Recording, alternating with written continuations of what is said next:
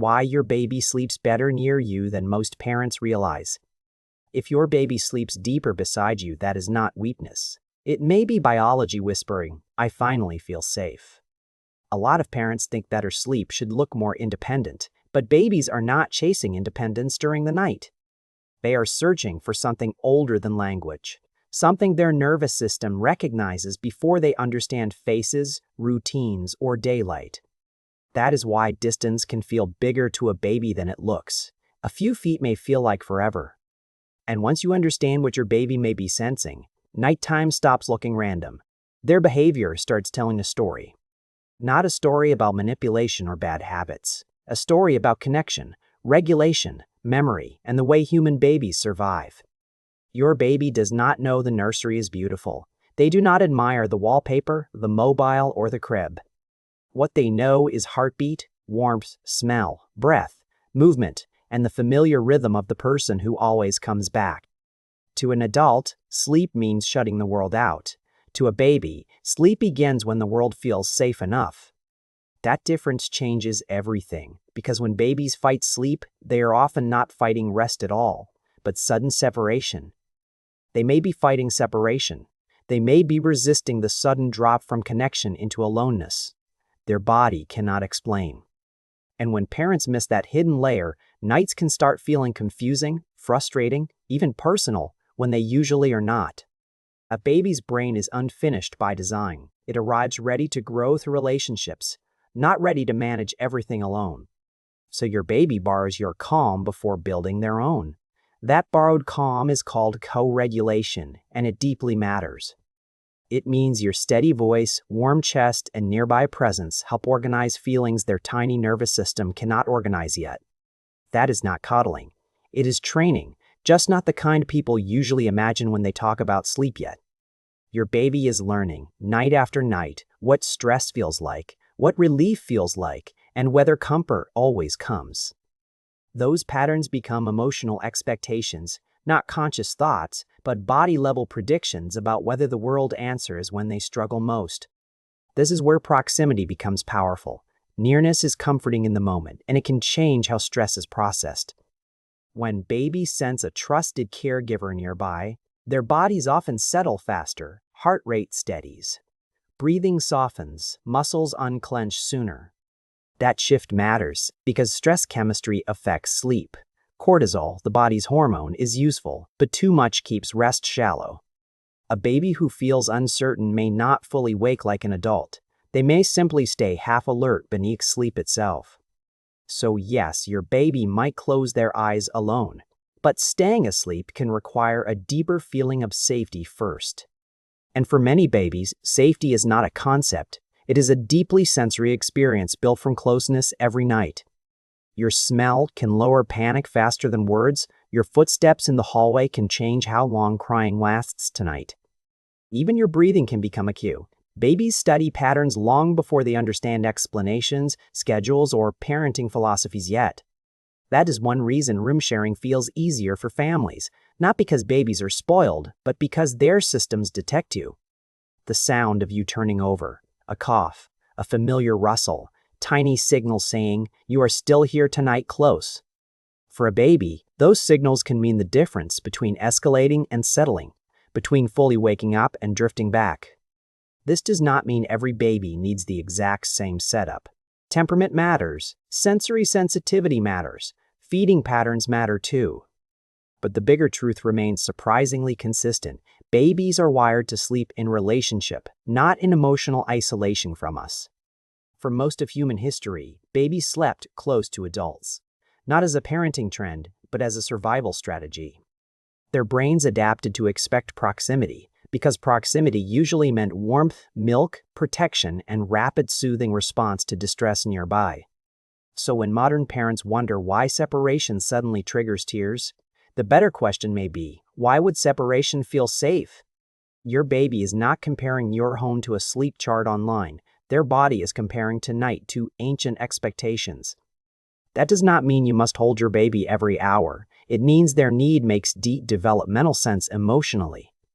And once you stop viewing closeness as a mistake, many nighttime struggles become easier to interpret with compassion and kindness. Take that moment when your baby falls asleep on your chest, then startles awake in the crib 5 minutes later.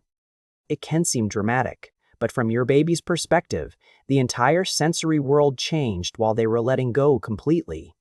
Warmth changed, smell changed, movement changed, pressure changed, the familiar soundscape disappeared, and the body noticed before the mind could. Adults wake confused in hotel rooms sometimes. Babies do not need a hotel for disorientation. A transfer can do it. That is why some babies seem to detect small changes. Their brains are scanning for continuity, especially during lighter sleep. And early sleep is often lighter than parents realize. Many babies cycle differently, wake easily, and need help re-entering calm. What looks like stubbornness may be vigilance. What looks like dependence may be an immature nervous system doing its job. Babies are not born knowing the night is safe. They learn it through repeated experiences of discomfort followed by reassurance. That sequence is powerful. Distress, response, relief. Distress, response, relief. It wires expectations deep underneath personality and language over time. Development experts often call this serve and return. Your baby signals and someone answers in a way the body can actually feel. During the day, that may be eye contact, smiles, or soothing words. At night, it often becomes presence and touch. This is hidden reason bedtime connection matters so much. Sleep is not separate from attachment. It is shaped by attachment. A rushed bedtime can still end in sleep, but a connected bedtime can change how safe sleep feels afterward too. That might mean slowing your voice, dimming stimulation earlier, holding your baby until their body softens, not just their eyes.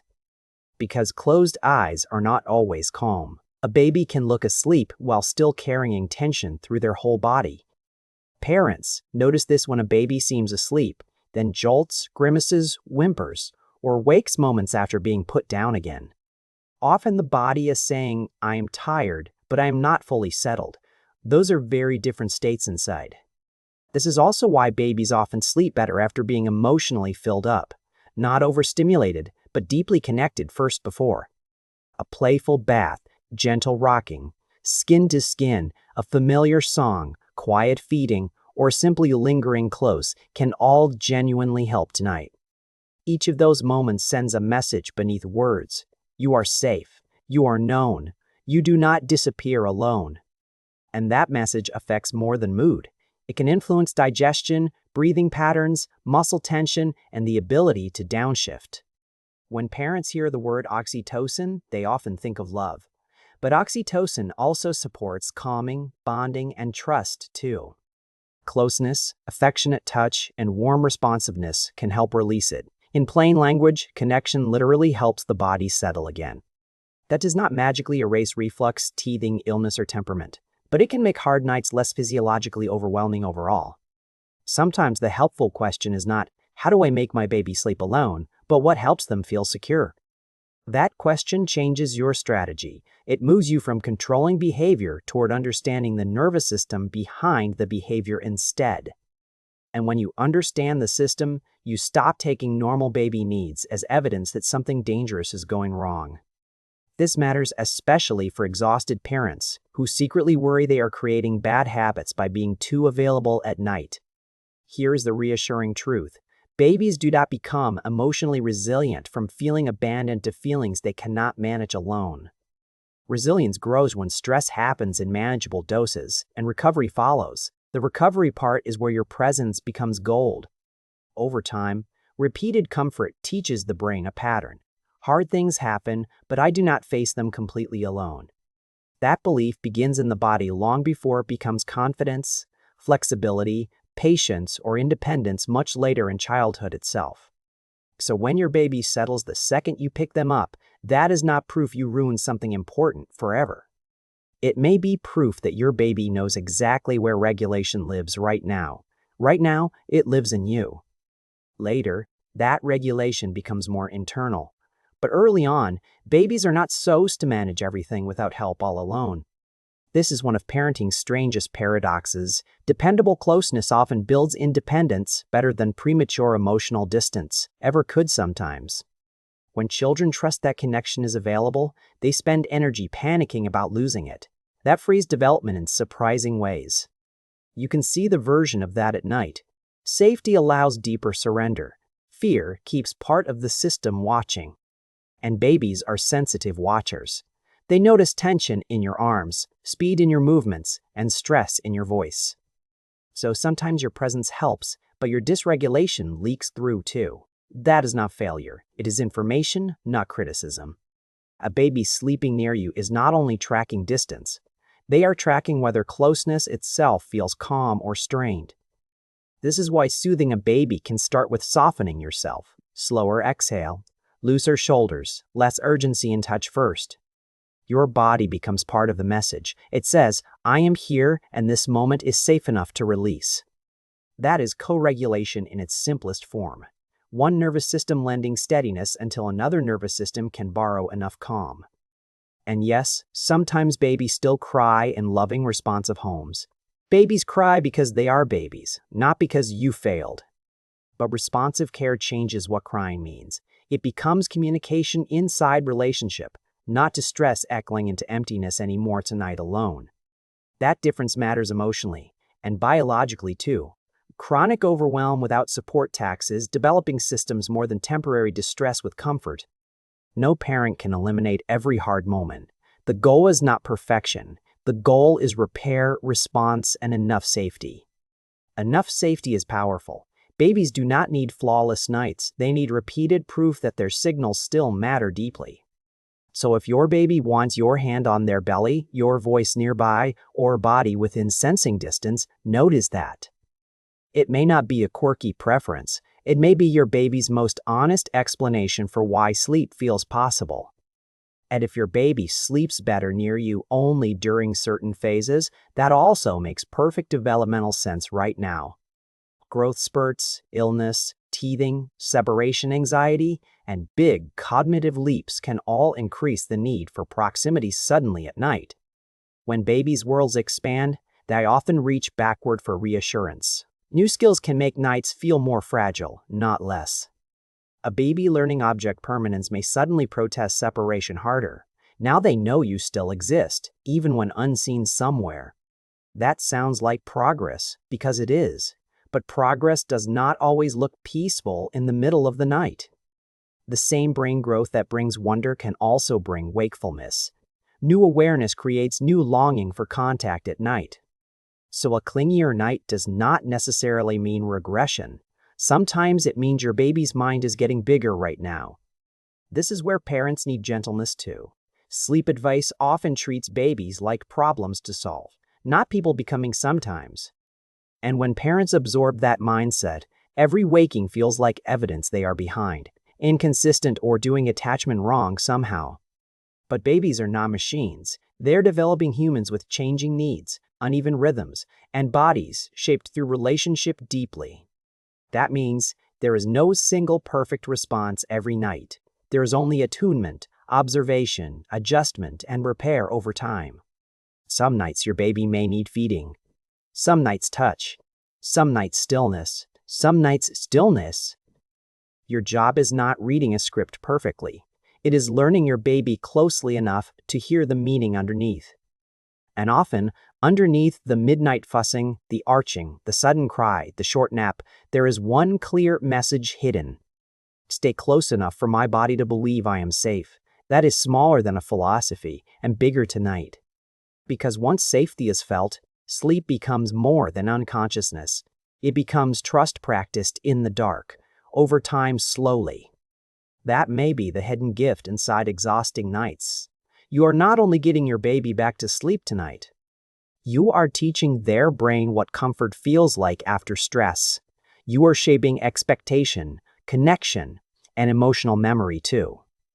Years from now, they will not remember these nights as stories, but their nervous system may remember the pattern too. It may remember that fear was met, that overwhelm softened, that closeness came, that rest eventually returned again afterward gently. And for a tiny human entering a huge world, that is no small thing. That is a foundation for everything. So if your baby sleeps better near you, do not rush to treat that truth like a flaw so quickly. You may be witnessing something beautifully ancient, a young brain using relationship exactly the way it was designed to work. Not forever, not because dependence is the destination, but because closeness is often the bridge that gets babies there safely. And sometimes the quietest parenting moments carry the deepest meaning. A hand, a breath, a presence, and a body relaxing. That is not just sleep, that is safety becoming biology, and biology slowly becoming trust, right there beside you tonight.